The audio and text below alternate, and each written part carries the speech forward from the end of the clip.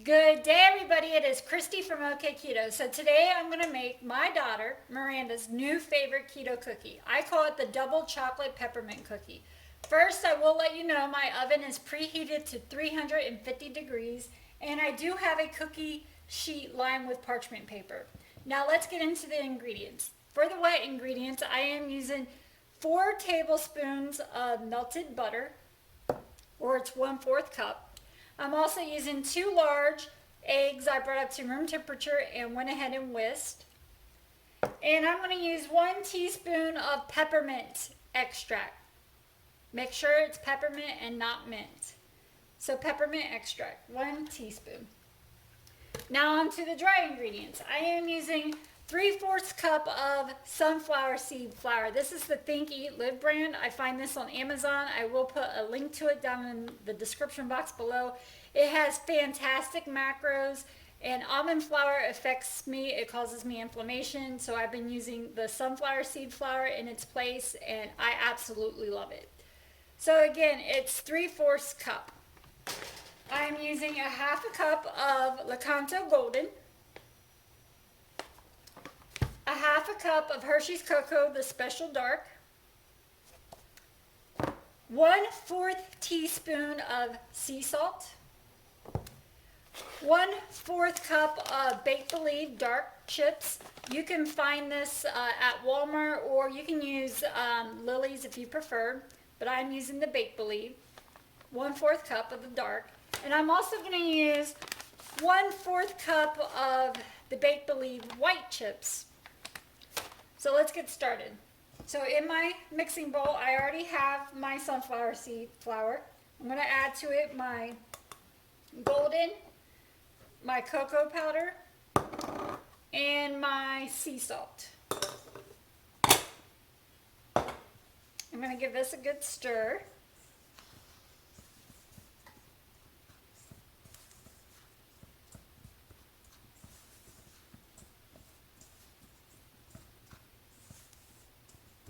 And now to that, I'm going to go ahead and add in my butter.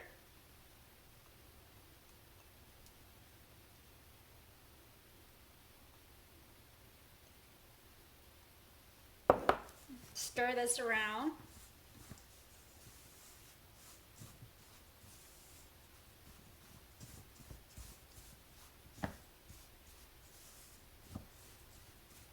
And now I'm going to add in my 1 teaspoon of peppermint extract.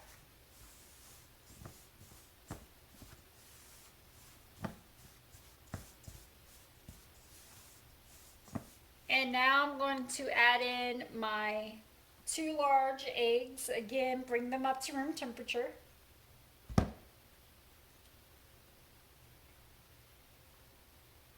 Room temperature eggs are best. Cold eggs affect the baking time as well as the consistency. So that's why I always use room temperature eggs. So now I'm going to stir this in really well.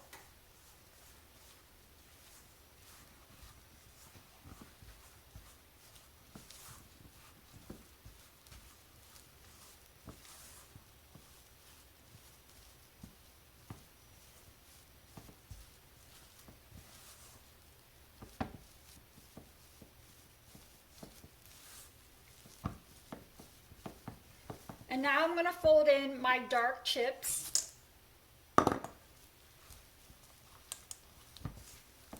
And when I bake these, I like to do 1 cookie sheet at a time. It just bakes a lot evenly, other than putting 2 different cookie sheets on 2 different levels and having to switch them out. I get more of an even consistency baking time with just 1 sheet at a time. So,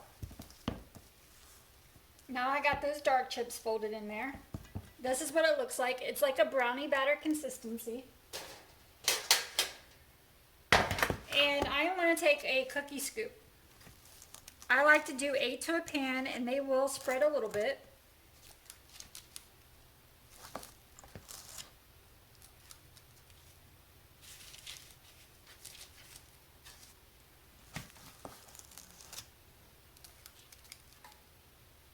My daughter loves these. I've been keeping them made up and in the freezer for her when she comes to visit. And she has ran out and asked me to make her another batch. So I thought I would show you how I make these.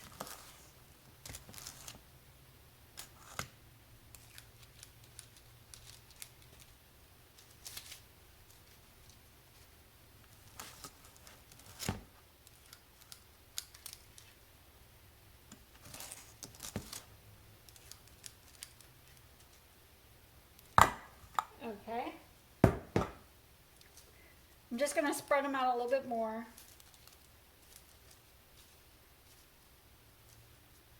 Because like I said, they will spread out some. And now our white chips. I do not fold the white chips into the batter because they do fine on top and in the center.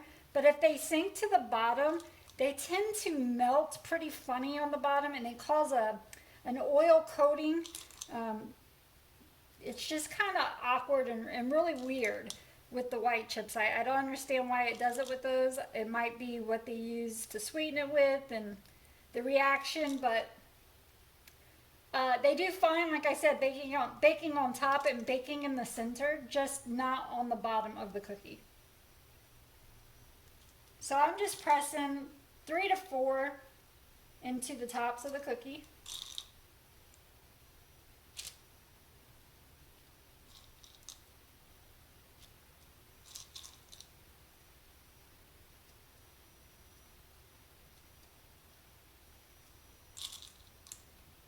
And I will put these in my oven for 12 minutes, again at 350 degrees.